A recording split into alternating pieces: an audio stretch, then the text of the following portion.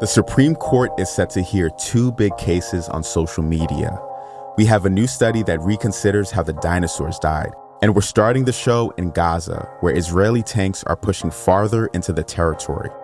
I'm Jeff Pierre, and this is The 7 from The Washington Post. It's Tuesday, October 31st. Happy Halloween.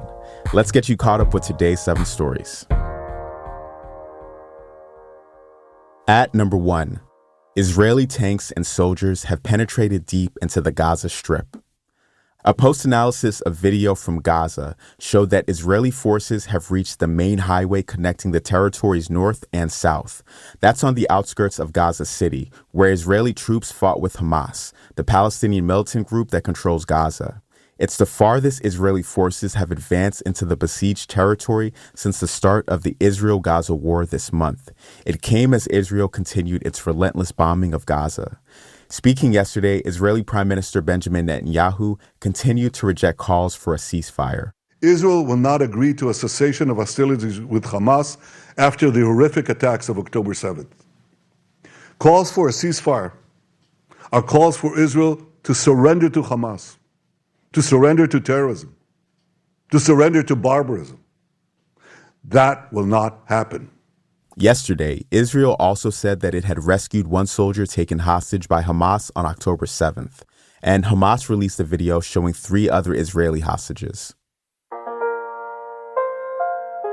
Number 2, the Maine gunman's family warned police about him months ago. A sheriff said yesterday that Robert Card's family had concerns about his mental health and his access to guns. They went to the police more than 5 months before Card killed 18 people in Lewiston last week. Law enforcement officials and government agencies had also expressed worries about Card and the possible risk he posed to others. But the officials tasked with checking on him just weeks before the shooting couldn't find him. The shootings in Maine were the 35th mass killing involving guns this year. We're tracking these shootings with a database stretching back to 2006. You can check our newsletter for a link to that.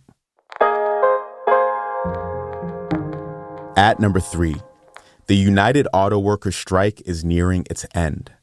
The union reached a tentative deal with General Motors yesterday. It would win auto workers a 25% pay increase over 4.5 years. It's a similar agreement to the ones the union struck with Ford and Stellantis, the maker of Jeep.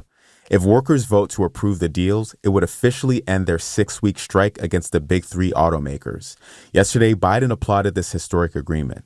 I've always believed that the middle class built America and that unions built the middle class.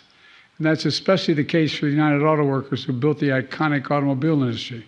For too long, in my view, the economy hasn't worked for working people and for middle class folks. Because when they do well, by the way, everybody does well. And in other labor news, pharmacy workers at CVS and Walgreens are holding a 3-day walkout this week. They're demanding better working conditions and wages.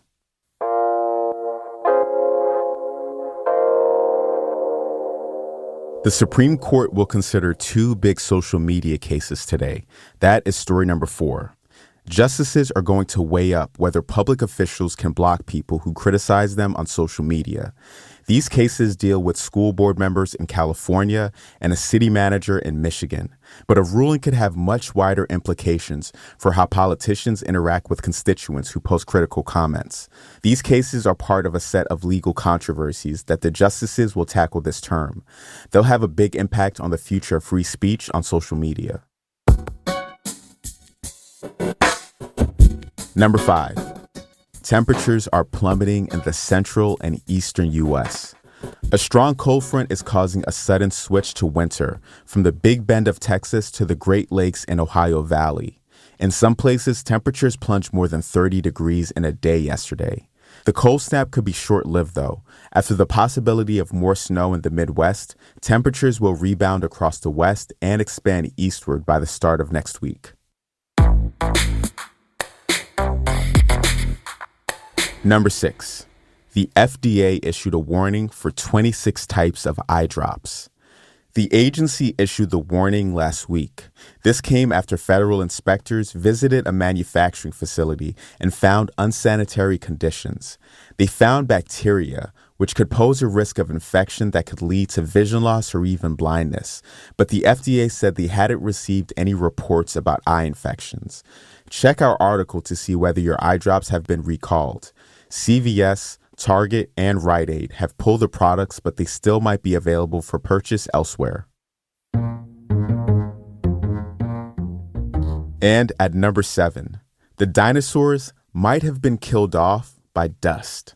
So you probably already know the main details here.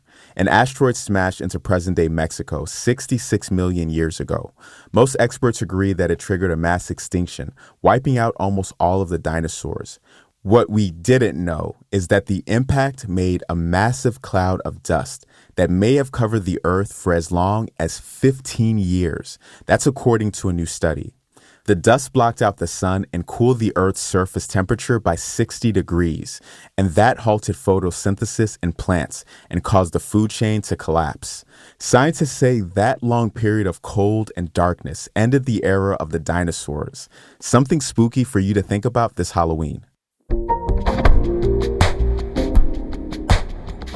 All right, you're all caught up.